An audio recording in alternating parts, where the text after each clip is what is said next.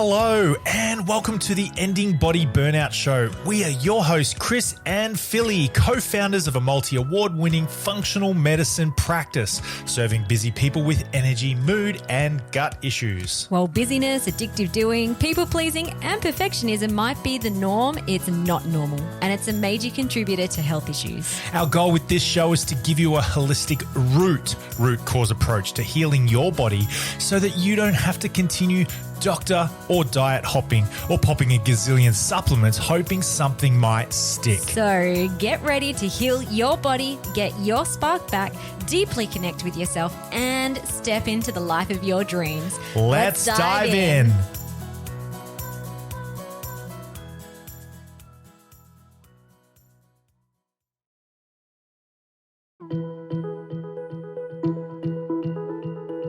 G'day guys and welcome to the Ending Body Burnout Show.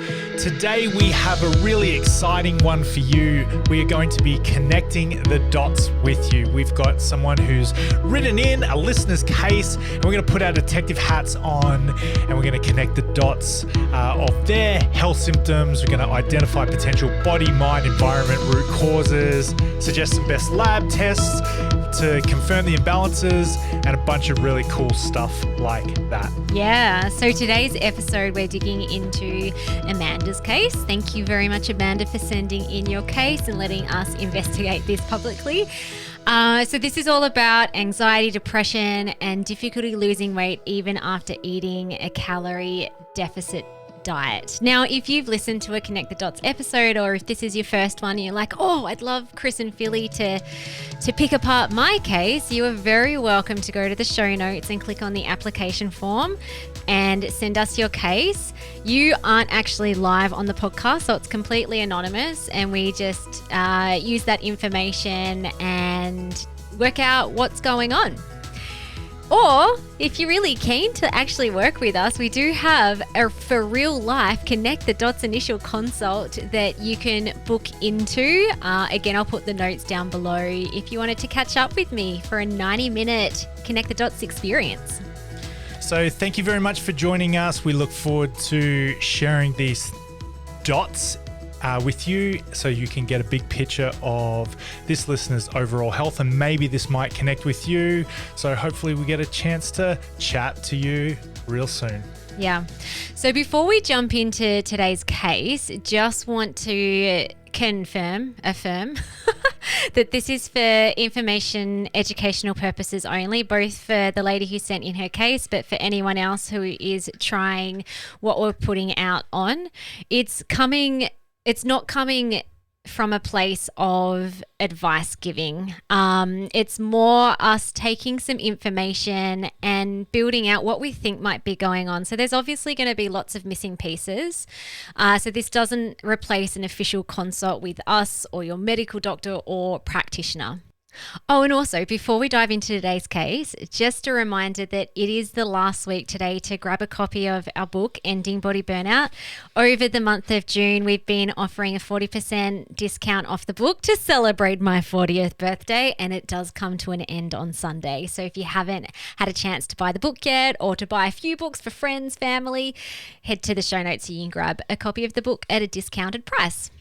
Okay, so let's dive in. So the biggest body burnout symptoms that this listener is struggling with is anxiety, depression, and also difficulty losing weight even after eating a calorie deficit diet, which is really annoying for that person. So I always like to get an indication of when symptoms started, what was happening around the time, and what the person has tried so far. Now, this listener who sent in her application, she didn't provide a lot of information, which is fine. There's lots of gaps that we can assume things in. We may or may not get it right. This is where actually having a conversation in real life or via Zoom will enable us to have some really thorough information to connect the dots. But what we've got to go on is that this issue started about 6 years ago. The onset, Amanda said, is just life. There wasn't a lot of extra information around what was happening, but she has identified with a lot of busy patterns like feeling anxious, worrying, overwhelmed, stressed out, overdoing, addictive doing, and a workaholic. So it sounds like just from running those patterns that life feels pretty hectic. So when someone is ticking off a bunch of those patterns, it could be a real life craziness happening. Whether it is or not, it's someone's inner response to stress and to life. And so when someone is feeling anxious, worried, stressed out, overdoing, addicted to doing, workaholic, often this is coming from a place of fear, which is always going to impact someone's mental health. So the anxiety, depression side of things. And we'll get to what might be going on down below the surface soon. So far she has tried medicine. Not sure what type, didn't articulate on that. It may be antidepressants, maybe even weight loss meds. The fact that this woman who's sending in her application, I'm guessing it hasn't worked, or at least hasn't solved the issue. She's also tried psychology. Now, again, I'm not sure what type, whether it was talk therapy, that's kind of standard. Psychology, CBD is pretty standard as well. We'll talk about those. CBT. Sorry, CBT. CBD. CBD. Oil. That's probably also common. Yeah, maybe. We'll talk about those types of therapies as well and why they might not work for some people. And she's also tried calorie deficit dieting. So this is really common starting point for people who are trying to lose weight. Now, when someone is in a state of body burnout, so symptoms like stubborn weight gain or difficulty losing weight, anxiety, depression are all signs of body burnout. And there are always two causes of body burnout. So there's physical causes and metaphysical causes, or what we call physical inflammatories and metaphysical inflammatories. So physical inflammatories are things that are kind of outside of us, or physical imbalances in our body. So toxins, alcohol, processed foods, additives, mold, maybe blood sugar imbalances, parasites, all that sort of stuff.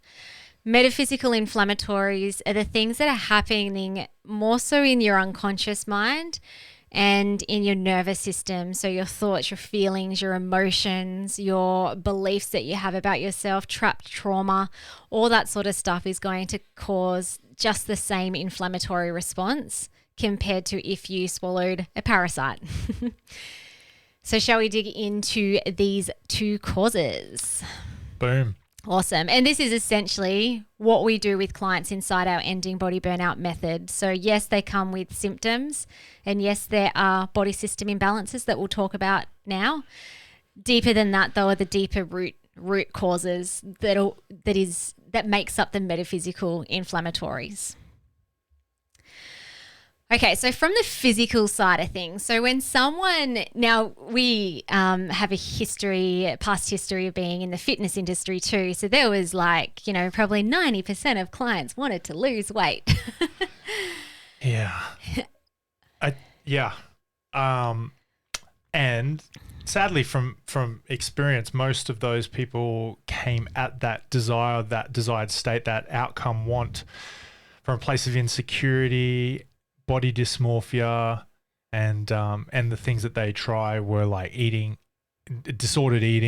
disordered over exercising, fear-based activity, that sort of stuff. And essentially that strategy too is all about energy in, energy out. So if I eat less and I exercise more, therefore I should be able to lose weight. Now, if your body is humming along fine, that works. Like that works for people. It doesn't not work, but it's always interesting when it doesn't work for someone. So from a body system imbalance, because there are some things that can happen inside your body that prevent you from being able to lose weight. So already this woman has said that she's got some mental health problems with anxiety and depression. So already I'll start thinking about imbalances in the body like adrenal fatigue. So that's your ability to secrete and to balance your stress hormones. I'd also think about the neurotransmitters. So that's your brain, like maybe serotonin or dopamine are really suppressed. Even sex hormone imbalances. So if you've got imbalances in your sex hormones, and then you can have sex hormone imbalances. So that might be really suppressed progesterone. That's very common, especially when someone is stressed and burnt out. And that doesn't mean that you have PMS and emotional mental health issues flare up just with PMS period time. A woman could be feeling very anxious all cycle, and depending on the age of this woman, she may be in perimenopause too, which is where things can feel a whole lot worse mentally if your hormones underneath the surface are out of whack. Then there can be things like gut issues. So nasties in the gut. There's a thing called the gut-brain connection, where basically you've got this beautiful nerve that is constantly sending signals from brain to gut. If there's nasty pathogens, leaky gut, inflammation happening in the gut, it's going to send some danger signals up to the brain, which can amplify anxiety and depression. And then also detox pathways. So if someone's not clearing, say, heavy metals out of their system very effectively, those heavy metals get stored in fat tissues. I'll talk about that in a second in terms of weight.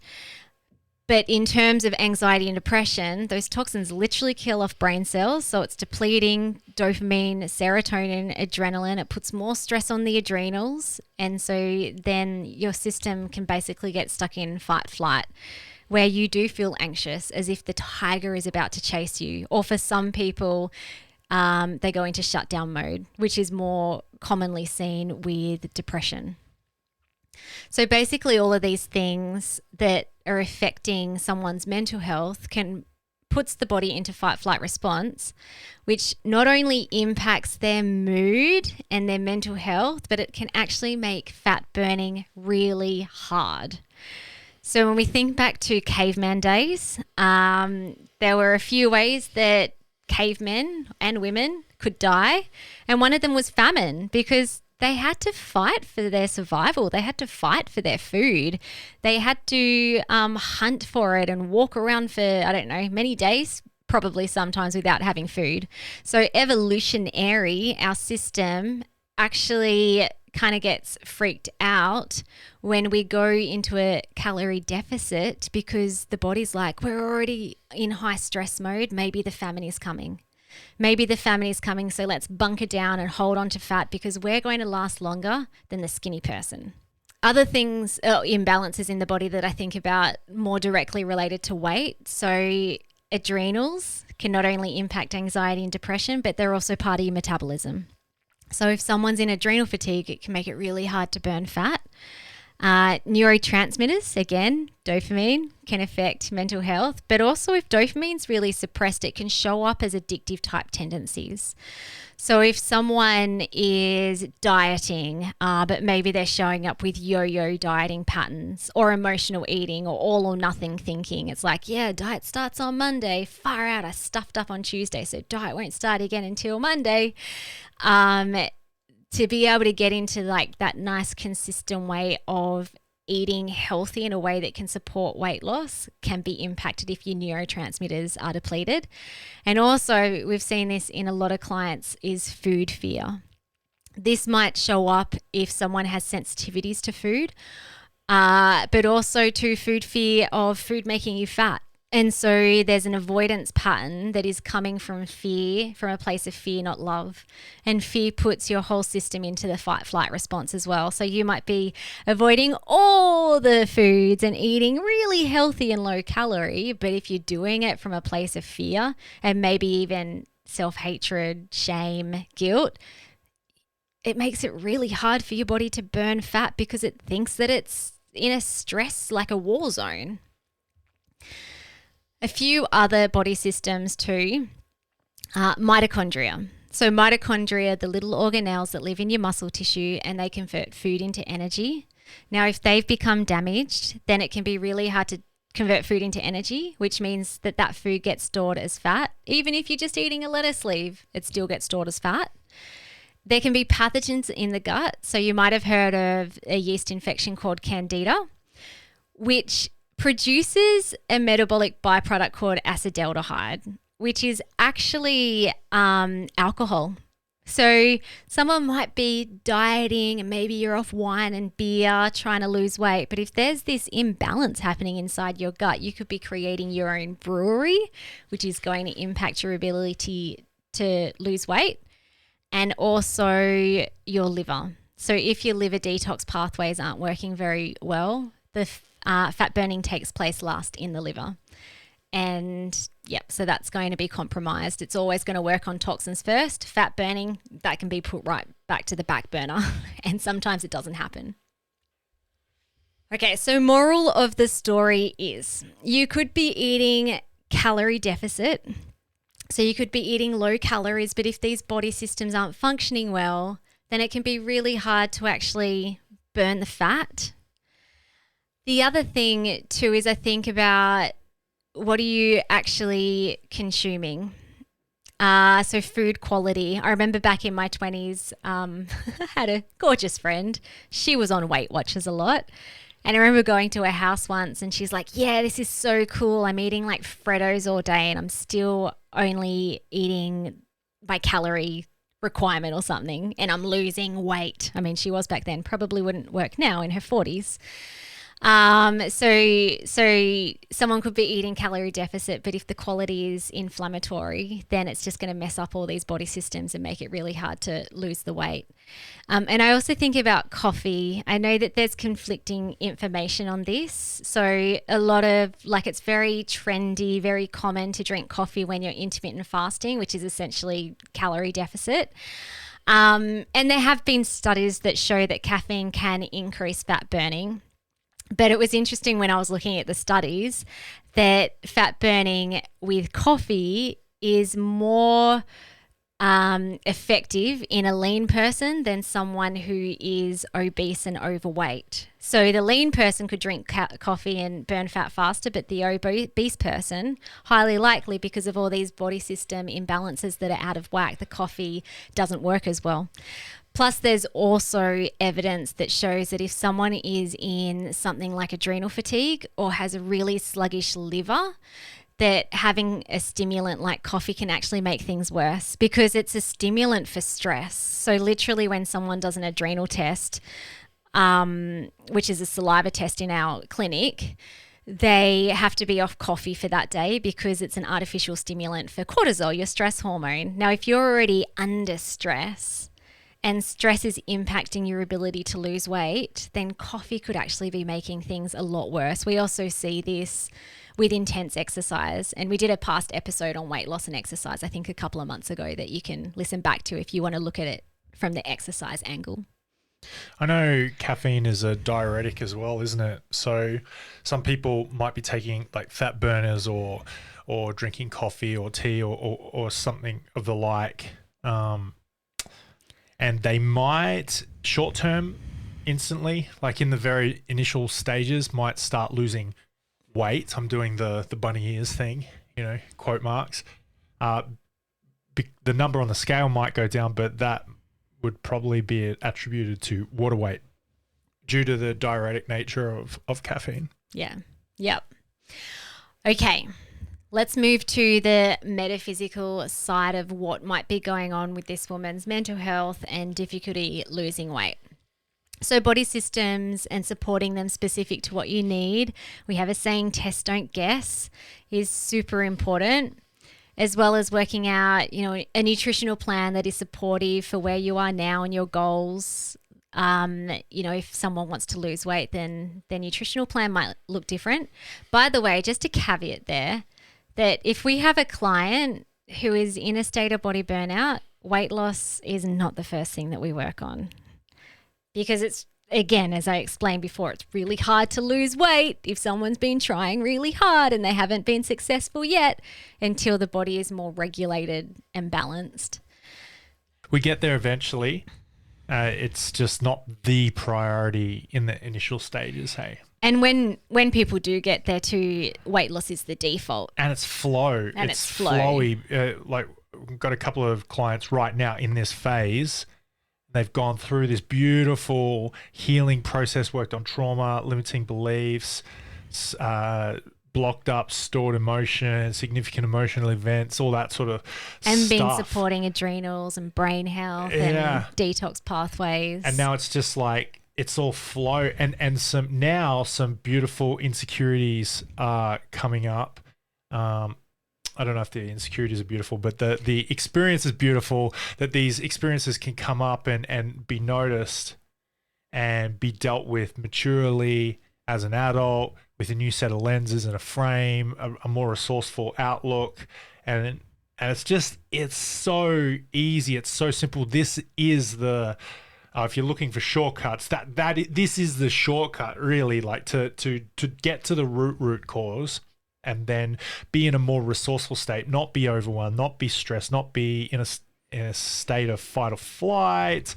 And then when you're in that better state, you're not banging your head on a brick wall. The reason you want to lose the weight is a more resourceful reason. It's more from a state of love, not a place of love, not a place of fear or I'm not enough, so I need to be more skinny.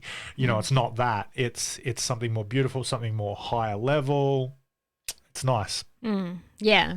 So let's dive into that side of things. Maybe we'll circle back to the anxiety and depression piece first, and then we'll come back to the weight loss.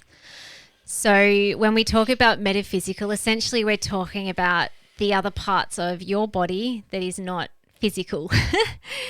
But it still kind of is. So we're talking more about the nervous system, which you could actually see that, the unconscious mind, your conscious mind, your energetic part of you.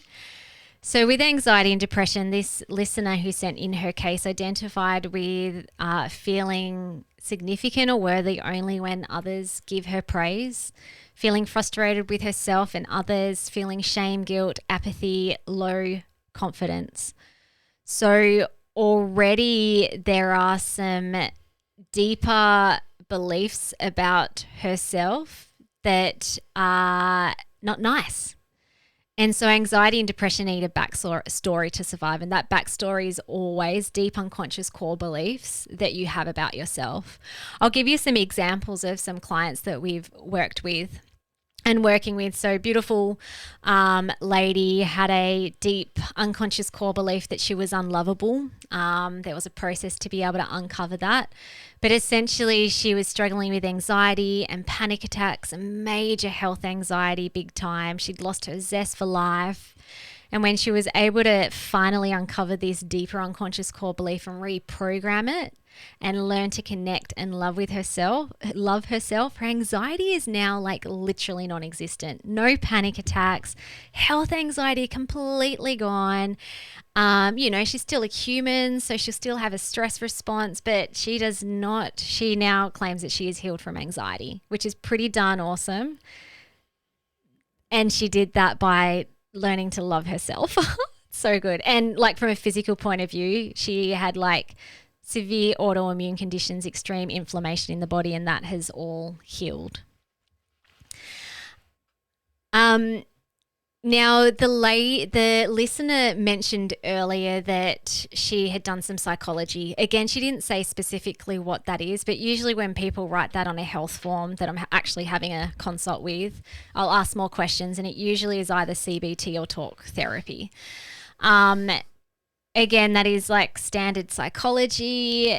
It can work, but it can take a really, really long time. That's why you hear the stories, and maybe you might be one of the stories. I've been in therapy for years and years and years and years, and I just keep saying the same things over and over again. So things like CBT and talk therapy will only make change in the conscious mind. I mean, things can happen and shift and change in the unconscious, but it can take a really long time. And the thing is, distressing events from the past are stuck in the system, are stuck in the unconscious mind, which is the body.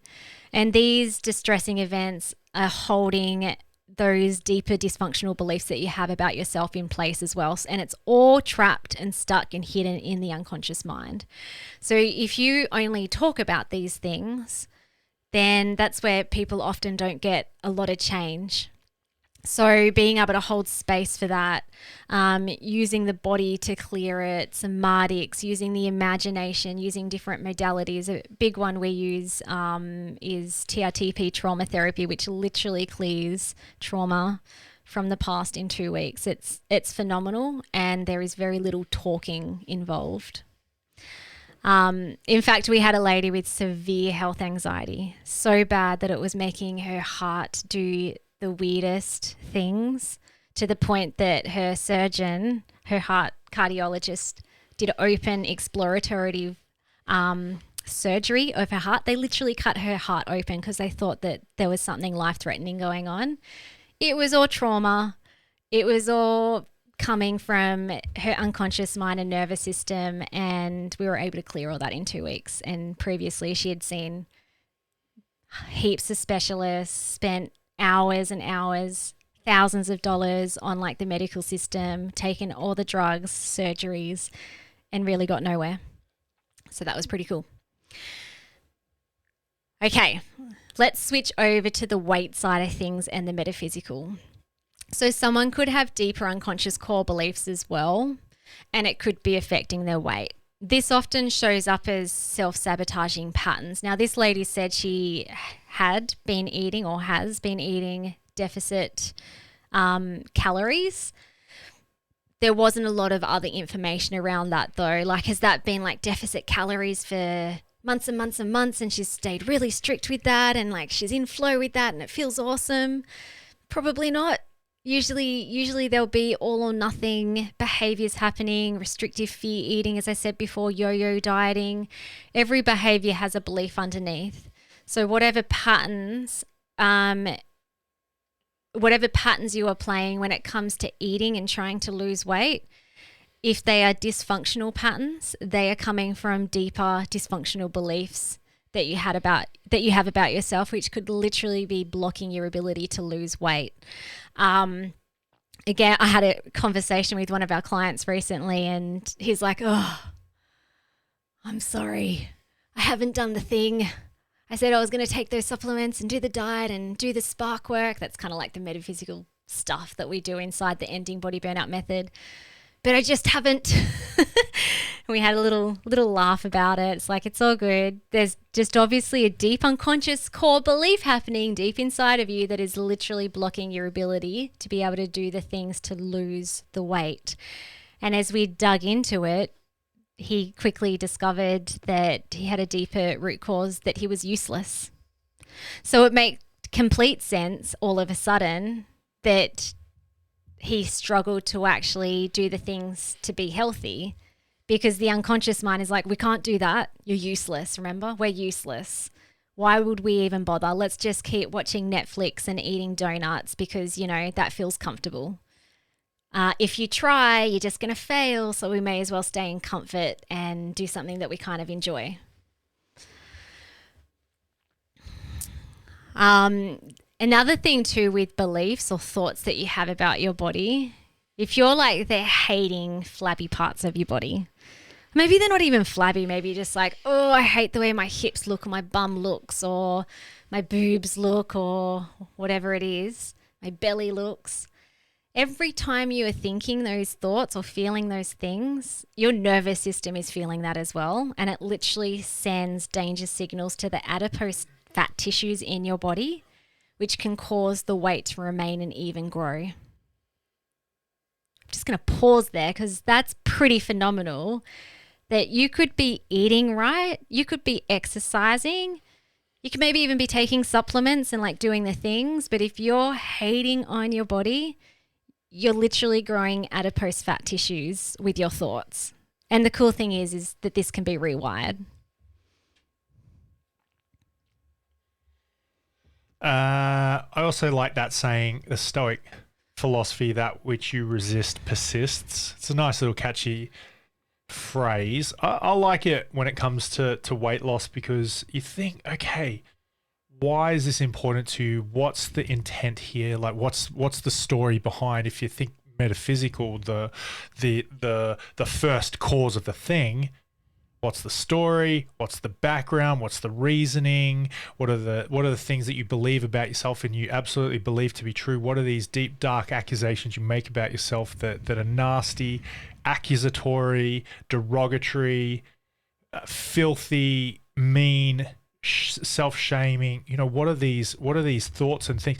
Now, that which you resist persists. If you go and mask, manage and medicate, chop off liposuction, tie knots in your tubes, all that sort of stuff, or you do you try and poop it out, gut cleanse, you do all these things to force that weight, force that scale number to come down, so that if you can have less weight, then you can be enough. That which you resist persists. That limiting belief about yourself, that dirty, dark, accusatory belief in and of yourself, that first cause of things, that's the metaphysical root cause of most, if not all, of your weight problems. It's the first cause of things. So go back, have a look at that, realize, okay, why is this actually important, and why is this a problem to you? And just dig into that, because there is some gold to be found, some absolute nuggets, and it's probably going to be all about you. And another thing along the metaphysical and weight is sometimes people can have traumatic events from the past, where it's actually where the unconscious mind now believes that it's unsafe to be a healthy weight, or it's unsafe to be attractive or to be beautiful. That's a really common theme if someone was abused, especially sexually abused, a woman. And literally your body can just go into protection mode and create a lot of body fat to try and protect you or to hide you. You might have also had past events where you were constantly criticized about your body, whether it was too fat or too podgy or maybe too skinny or whatever it was, or, your body wasn't perfect enough. If you heard that message as a child, even a teenager, then again, that's going to affect your body weight as an adult. There's going to be angst around body weight that needs to be cleared in order for you to be able to lose it with flow and to find a happy weight that feels good for you because you feel good about yourself. Boom. Just a little story to around that. I took one of our clients through a trauma therapy, and previous to that, oh gosh, she found it really hard to stick to the things, to like meal plan, eat healthy, exercise, all that sort of stuff. But when she was able to process and release some past distressing events in the past with some abusive relationships, all of a sudden she found her mojo and her motivation, and she's like, yeah, this is great. And she wasn't forcing healthy eating either. Before, it always felt like a chore and she wasn't even enjoying the healthy food. After clearing the trauma, it was literally like, I love eating healthy. Healthy is great. And I'm like, am I even talking to the same woman? This is so cool. All right. Tying this all up. Yeah. So hopefully that's helped the listener who sent in the application form, but also anyone else who has a struggle with anxiety, depression, weight loss, for you to gain a different perspective on the connection between these. And also, it's not always just a physical thing. There's like so much going on with all the different parts of yourself that need to be rebalanced and aligned. And if you'd like your own case anonymously reviewed on a Connect the Dots episode, just go to the show note links and you can click the application form and send us your case. And also, if you wanted us to personally guide you through our holistic root cause approach, we currently do have some spots open for a Connect the Dots initial consult. Again, they're in the notes, or you can put your name down on our wait list for our full Ending Body Burnout Method program, which is the best way of working with us and the most effective. And one last thing, a few more days you have left to score your copy of the Ending Body Burnout book for 40% off. So jump on that. It will be finishing end of June. So sorry if you listen to this after June, you can get the book at full price. But that is to celebrate my 40th birthday. Awesome. Thanks, guys. Hope you have the best day ever. We'll see you on the next one.